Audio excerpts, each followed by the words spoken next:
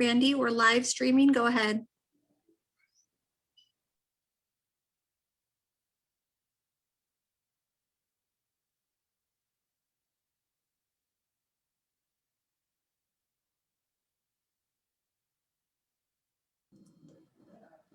Let me try that again, unmuted, for those of you who are not able to read my lips.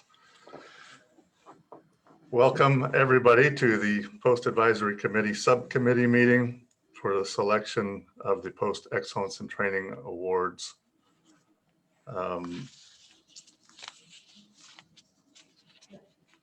So if I understand correctly, we are doing public comment for this also. Okay, I read Scott's lips. I think he said yes. All right.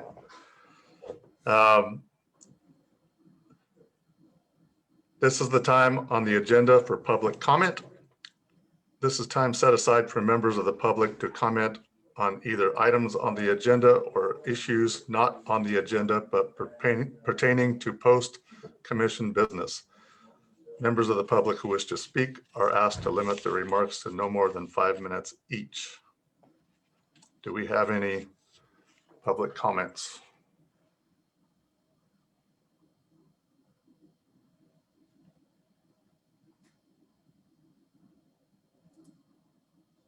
I don't hear anybody.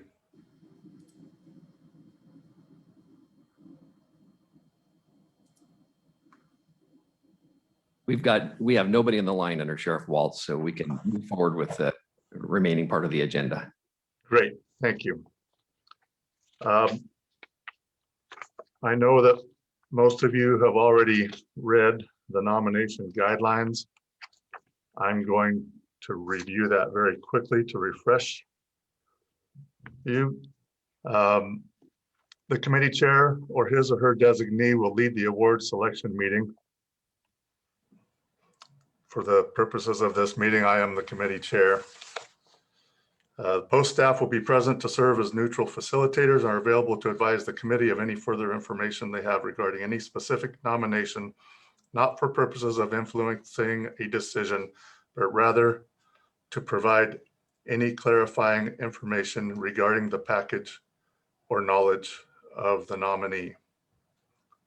The committee chair or his or her designee will select an advisory committee member as a scribe to record factors to present findings to the commission. The committee chair or his or her designee will serve as the spokesperson to make the recommendations to the commission. Committee members do not necessarily need to excuse themselves if they know one of the nominees.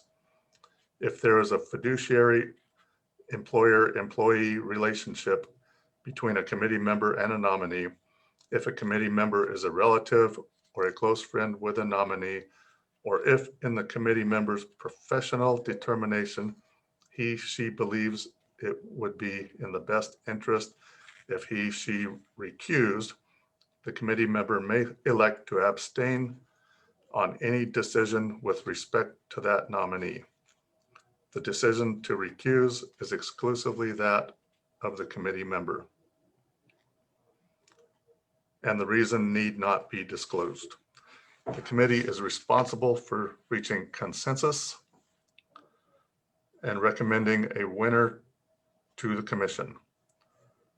The committee should be prepared to articulate to the commission why the final decision was made.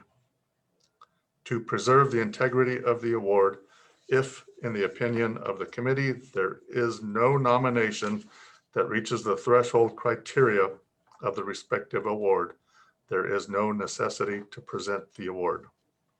It is imperative that any concerns or differences of opinion with respect to any nominee be discussed in the selection forum rather than before the full commission. Post staff are not allowed to advocate for any nominee, nor are they allowed to exercise any vote. And I just wanted to point out that section that specifies that if there is nobody that reaches the threshold, that we do not need to select anybody for that award.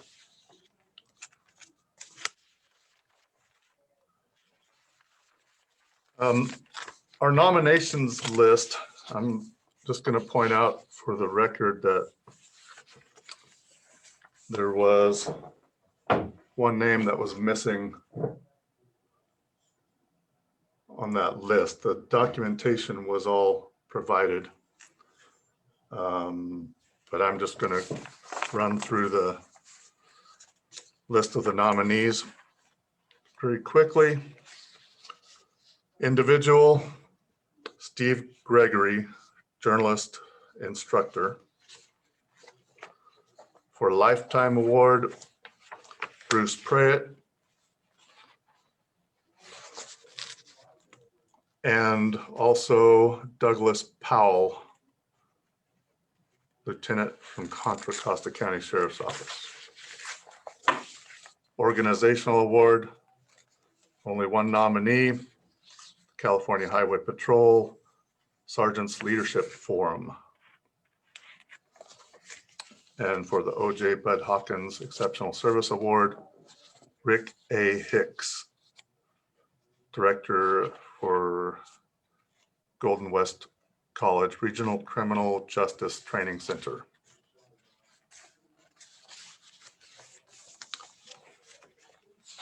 Let's start with individual award. Do we have any comments from committee members?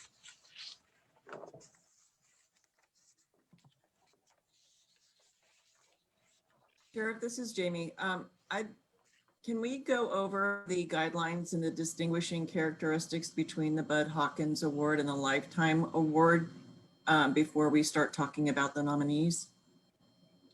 Okay, for excellence in training, the categories, or the, I'm sorry, let me get to this. The award criteria categories are innovation, impact, and reputation recognition. For innovation, nominees will be evaluated on the use of unique and innovative approaches in the design, development, implementation, and presentation of training programs, leading to improved quality or delivery of law enforcement practices. Innovation also includes new or creative approaches to program delivery or the introduction of new technology or creative uses for existing technology that lead to improved quality or delivery of law enforcement training. For impact, the nomination should fully describe the effectiveness of the achievements on law enforcement training. Are improvements resulting from the accomplishments limited to the immediate organization, or do they impact or have the potential to impact other law enforcement organizations at the local, regional, or state levels? The nomination should include any quality, cost effectiveness, operational, or other related improvements derived or projected as the result of the nominee's accomplishments. The nomination for lifetime achievement should focus on the same points, but should be discussed in terms of accomplishments throughout the nominee's career in law enforcement training. The number of years, minimum 15, that the nominee has been in law enforcement training must be documented. For reputation / recognition, nominations will be evaluated based on the reputation and recognition of the nominated individual or organization. The nomination should emphasize how, quote, sought out for advice, unquote, the nominee is by his or her peers. It should also identify the nominee's reputation as a leader and innovator within law enforcement training and any official recognition made by the individual's organization or peers. So for Steve Gregory, he's a journalist that was brought in by LAPD after an adversarial incident between the PD and journalists. He crafted a media relations training curriculum that was used extensively throughout Southern California. And more recently, in October of 2020, he was recruited by LA County Sheriff's Department to be an adjunct instructor for media relations for them.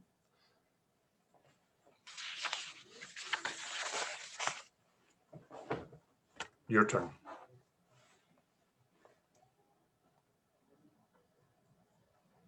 Morning, Randy. It's Jason Salazar. I've looked it over. I think it certainly meets the qualifications and requirements, and I would support the nomination for him to receive the award.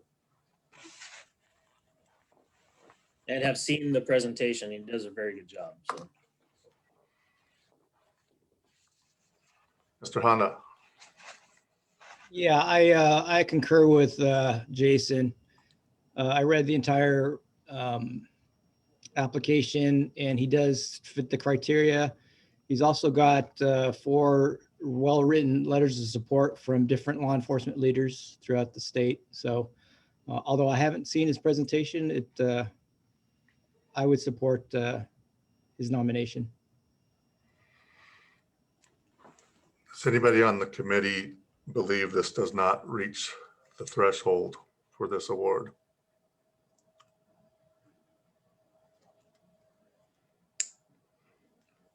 Okay, next, if you could give me some bullet points for innovation. I think obvious one is that he's a journalist that has been recruited to teach media relations to law enforcement.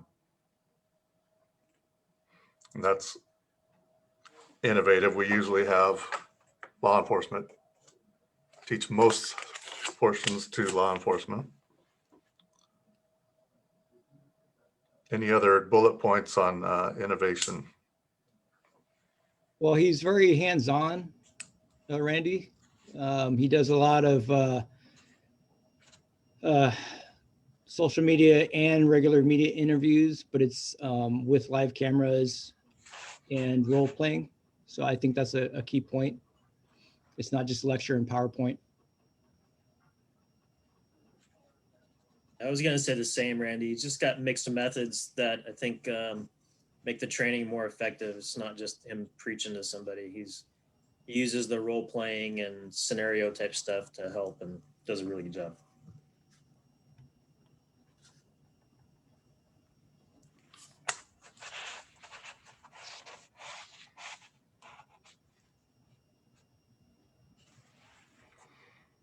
Anything else?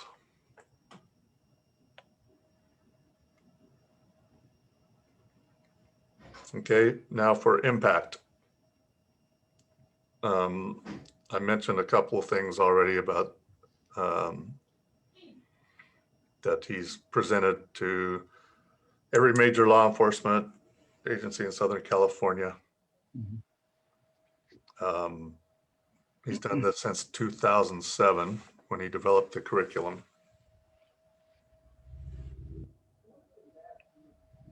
Hey, Randy, it's Dave again. Yeah, I mean, you could include all the stuff that's listed. I mean, he's done media relations for officers in disasters, OISs, riots, and then most recently regarding the pandemic and how to deal with that.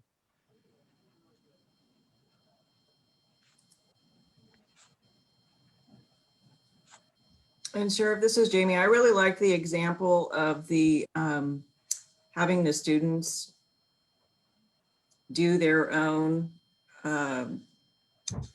like a news story and then critiquing it afterwards, and they can see themselves as they kind of stumble through, as the author puts it, stumble through their own storytelling, and how their stories about their own departments were negative. And then they have to wonder why the public's perception might be negative if they're only selling negative stories. So I thought that was pretty impactful.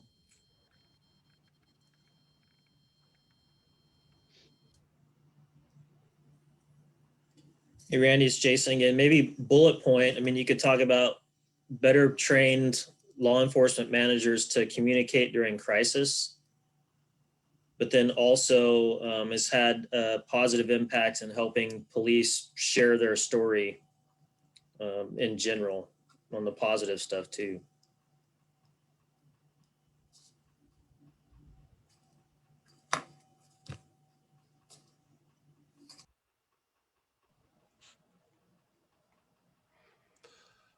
Yeah, that's definitely been a shift that has become necessary to come out front and tell that story. I think that's part of his training.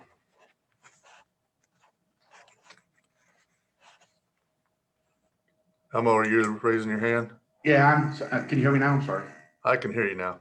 Thank you. Good morning. Hey, maybe if you just grab that under impact under section B, that just before the last line of the beginning of that third paragraph, I think that's a pretty concise little statement there, especially when it talks about the law enforcement being under such scrutiny, challenging with negative press and press ambush, those types of things. I think that it had some pretty good descriptors in there that would be good as far as kind of leveling the playing field, or at least showing us in a better light. I know we become YouTube sensations almost overnight nowadays, and he deals with that, and I think it's pretty good. In fact, this was truthfully one of the few applications I saw I would be anxious to take the class, just to see some of the scenarios and some of the stuff he does. It looks like a great class. I was thinking the same thing on that. Already, thanks.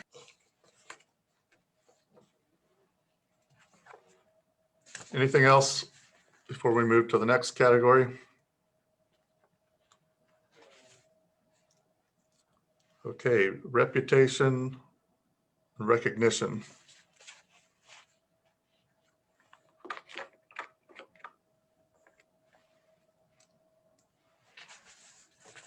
I know it talks about his student evaluations being very high.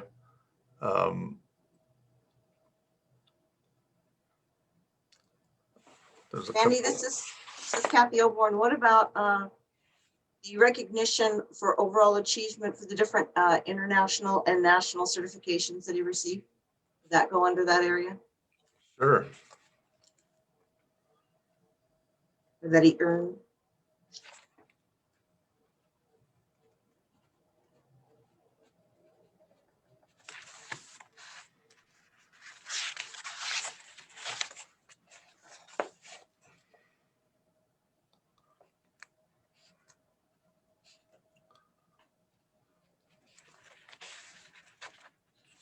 Anything else?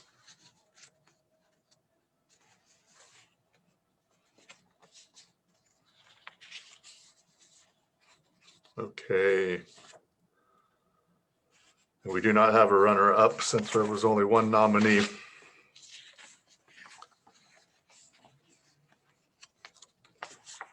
So let's move on to our lifetime award for the excellence in training. We have two nominees. Our one category that we have to decide between these two. We have Bruce Pratt. I think most people are familiar with him.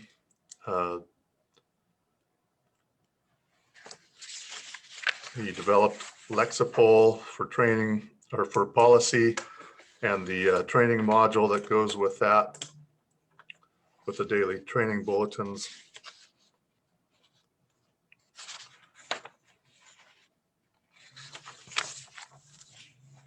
And then Douglas Powell, lieutenant from Contra Costa Sheriff's Department, specifically regarding the boating and waterways training, basic boating safety and enforcement, boating skills and operations, etc., boating accident investigation. Hey, Randy, it's Dave. Hey, just for clarification, both of them are really good nominees. Is there anything specific within the criteria as to like the broader scope? Because like Bruce has really impacted law enforcement in many different ways on a bunch of different topics. But Powell is real specific to maritime training. And that might help us narrow down who's the better qualified candidate. I think that's certainly one criteria to use in part of the decision. It doesn't specifically mention that, but I think that can be inferred as part of the impact. Mr. Chair, if I may, so as a matter of protocol, if we could get a vote on each person. So at least it sounds like the board's had a committee's had some discussion, but for each nominee, just a vote. So we know we had either a unanimous or majority decision. I apologize for the interruption. Okay. For going back to individual,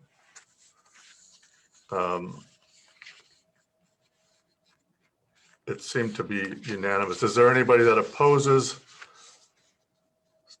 Steve Gregory receiving the individual award for excellence in training? Sheriff, this is Jamie. What I was going to submit for Douglas Powell is to ask the committee to discuss whether or not moving him up to the individual runner-up as opposed to lifetime. I'm not 100% sure that for the lifetime it supports the criteria when you look at it from a broad base, but certainly from an individual.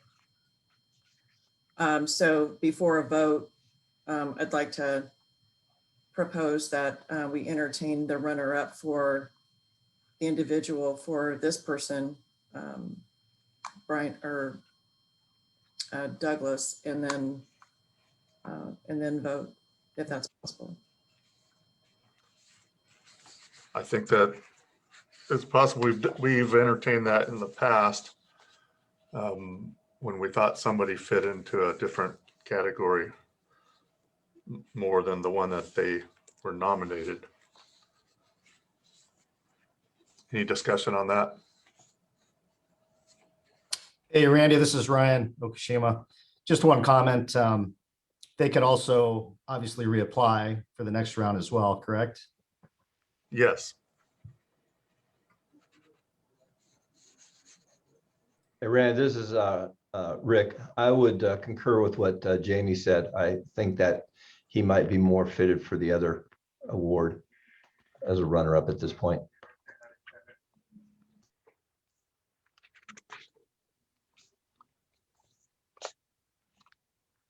Okay, so does anybody have any other comments about having Douglas Powell as the runner-up for individual award rather than being in the lifetime category? Randy, Jason, I mean, I think it's more applicable to the individual category. I don't know if we can move it. I'm assuming we can, but I think it definitely fits under that category better than in lifetime. But even if you do, I still think it's a runner-up versus Steve Gregory. So. The answer is Chief Salazar, absolutely you can. These awards are at the discretion of the commission, so you can shuffle them around as you may please and make your recommendations accordingly.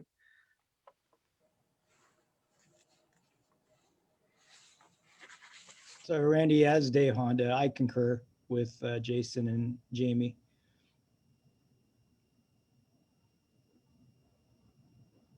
Yeah, this is Ryan again. I concur as well. That makes sense. Okay, let's get this going with a vote then. Will somebody, first of all, make a motion as to the winner of the individual award? Randy, it's Dave. I'll make a motion to support Mr. Gregory for the individual award. Or I mean the individual award. Is there a second? Second, Kathy Oborn, second. Kathy Oborn has the second. Any other discussion?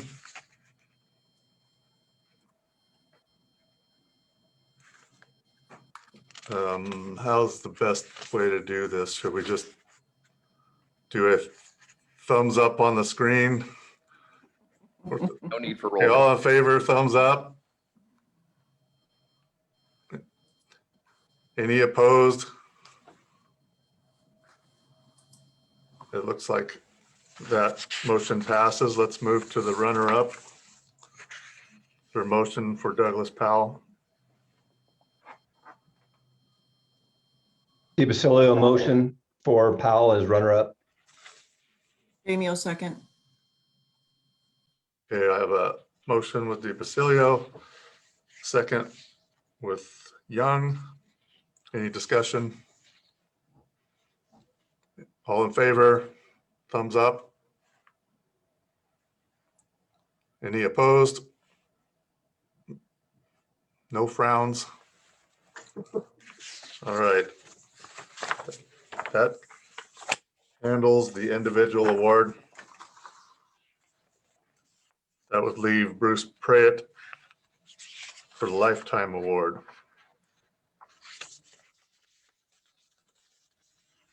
Hey, Randy, it's Dave again. Yeah, I don't know if there needs to be, I'm assuming that most people or everyone should know who Bruce Pratt is. And I would support his nomination unless people really want to discuss it further. I think he fits the criteria and he's, I've attended some of his classes. I've worked with them on certain cases in a professional way. So I would support a nomination unless someone else wants to discuss it more.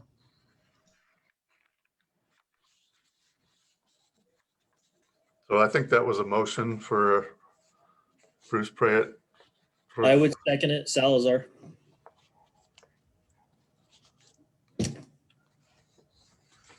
Okay. Any discussion on that? We'll get to the bullet points after we've made that determination. All in favor of Bruce Pratt to receive the Lifetime Award, get your thumb out there. Anybody opposed? I think I had all thumbs up. Okay, now let's move on to the categories or the bullet points for innovation. Well, starting, Randy, going back to when you founded Lexipol, that's a pretty big bullet point because I think a lot of agencies throughout California use Lexipol.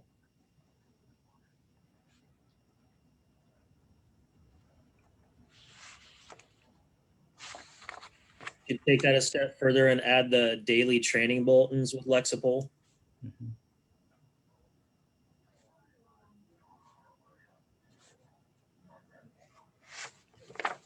Okay. Anything else for innovation?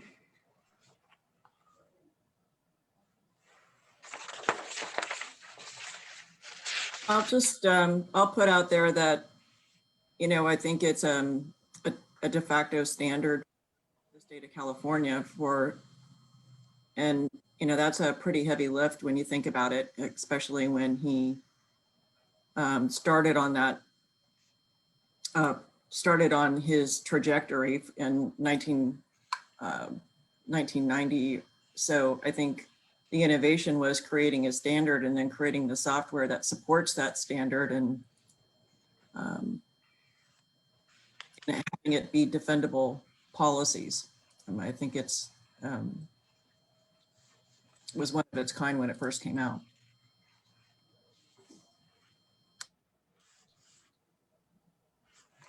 Okay. Impact. I know that kind of is going to go up without saying because, like you said, it's a statewide standard, just about. And there might be more agencies using Lexipol than are not using at this point. I think too, Randy, it's obviously Lexipol is a big piece of that, but then in terms of impact, but all the training that Bruce does as well has been huge. But then, and Gordon mentioned it in the nomination, if I were to pick up the phone right now and call Bruce, ask him a question, he would talk to me. And I think he does that for, you know, every agency across the state, and he doesn't necessarily represent them. He doesn't ask to be paid, but he's come and done some trainings for us, and we'll have a question and call him and ask him, and he never hesitates to help. So I think that's huge in today's world. Randy, it's David again. Yeah, I agree with Jason. Bruce is phenomenal to work for. He bends over backwards for everyone without charge. But also the impact, his work at the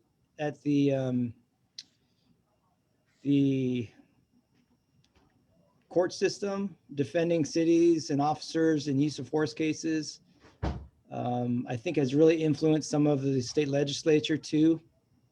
I don't know how you want to put that into words, but he has had an impact on how state legislature has been written, not only to help the officers, but to protect the community as well.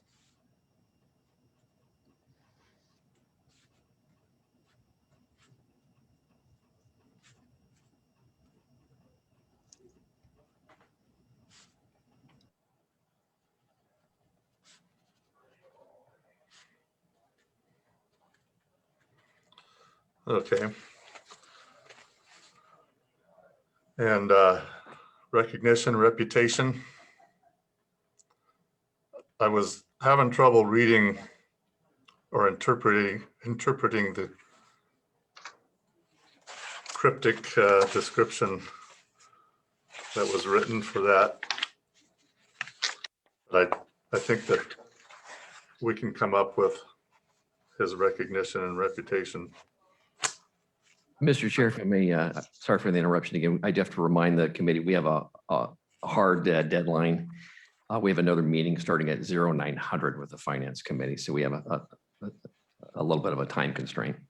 Okay, I think the rest of this is going to go fairly quickly. I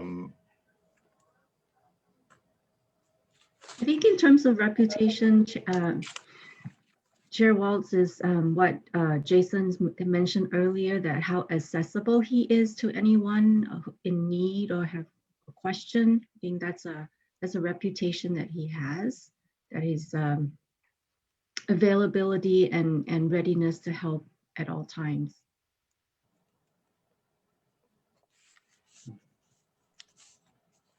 Yeah, some of these things are definitely overlapping. And I think I can craft the rest of that from the nomination and just my personal knowledge of him.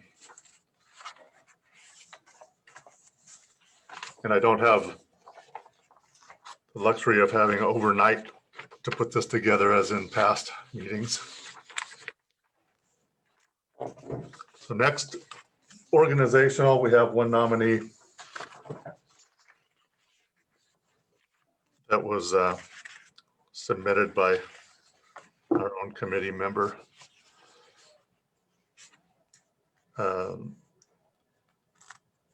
The California Highway Patrol Sergeants Leadership Forum. And correct me if I'm wrong, but this is, in short, CHP's version of SLI is what it looks like to me. That gives them the ability to train their officers because they're unable to send because of the numbers of their sergeants, they're unable to send them all to SLI, obviously. Ryan, is that pretty much a synopsis? Hey, Randy. Yes, it is. It does go into a little different categories, but it uses kind of the same format. And you're correct. We are a large agency. We have 600 some odd sergeants. We just can't get them through quick enough. But I'll add one thing since I will recuse myself. This came up last year as well, as you all remember. And I think one component to consider is that we are offering a train the trainer course for allied agencies if they'd like to train some folks out of each of your own departments that can take this back and present it to your own departments. And I'll recuse myself from the vote. Be here for questions though. Ryan, it's Dave Honda. Yeah, I think it's a phenomenal program. Is it post approved? I didn't see that. I might have missed it in the application.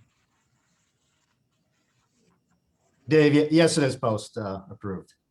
Okay. And I missed what you just said about when is it going to be open for outside agencies?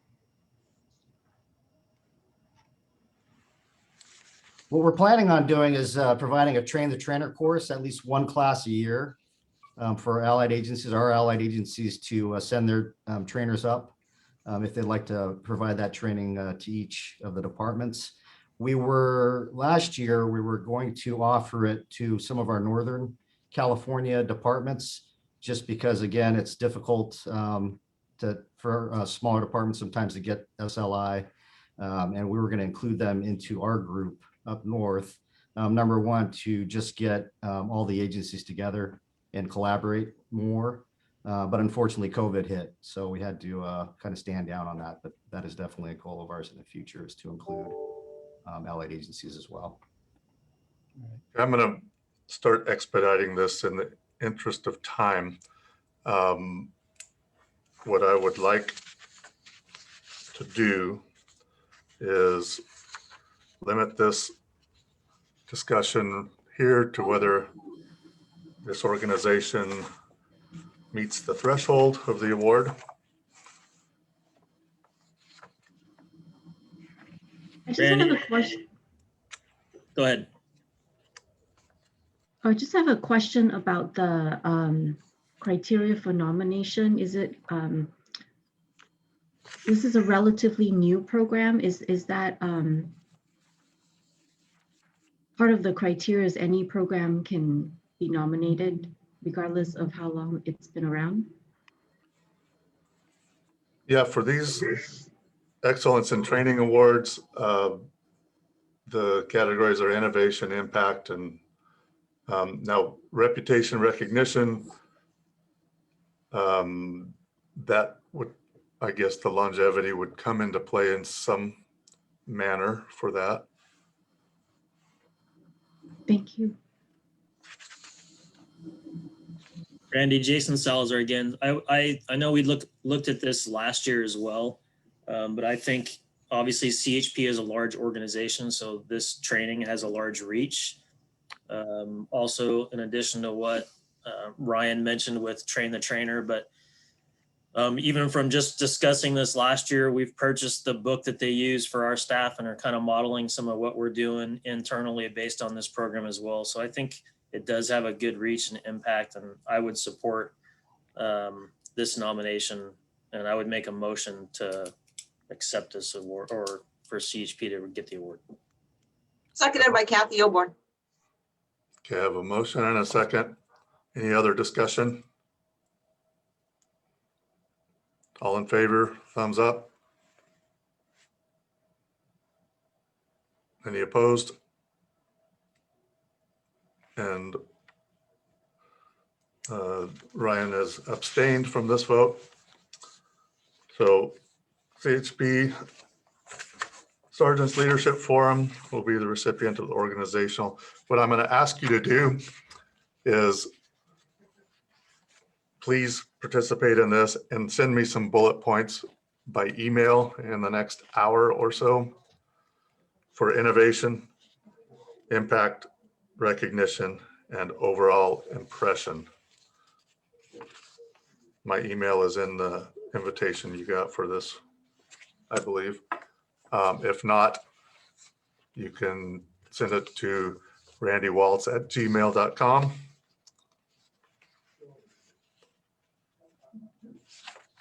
And we will move on to the OJ Bud Hawkins Exceptional Service Award. We have one nominee, Rick A. Hicks, retired chief and current director for Golden West College Regional Criminal Justice Training Center. Let's, Sheriff, in the interest of time, this is Jamie. I would support and move to accept this nomination for the Bud Hawkins Award. Second, Bernard. okay, we have a motion, a second. Any discussion on this? Whether it meets the threshold? My knowledge, just of his reputation, I don't know him personally, but I do know of him, and I have known of him for many years.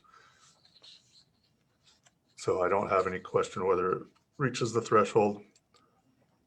All in favor, thumbs up.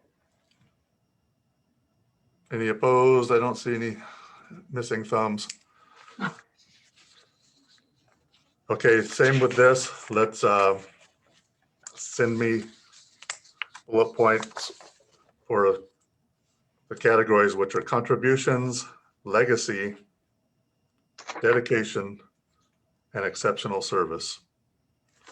So if you could please send those to me in the next hour or so, then I will hastily put this together and have it ready for the commission meeting.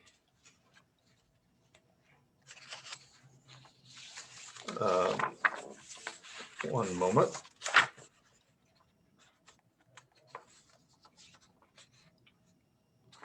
Okay, so that concludes our selections. We have a winner and a runner-up for individual. We have a winner for organizational, a winner for lifetime, and a winner for the OJ Bud Hawkins. Any other comments? On behalf of staff, thank you, Under Sheriff Waltz, for filling in as the chair, and thank you to all the committee members for your review of these Training and Excellence Awards. And we are now adjourned with a few minutes to spare. Good job, Randy.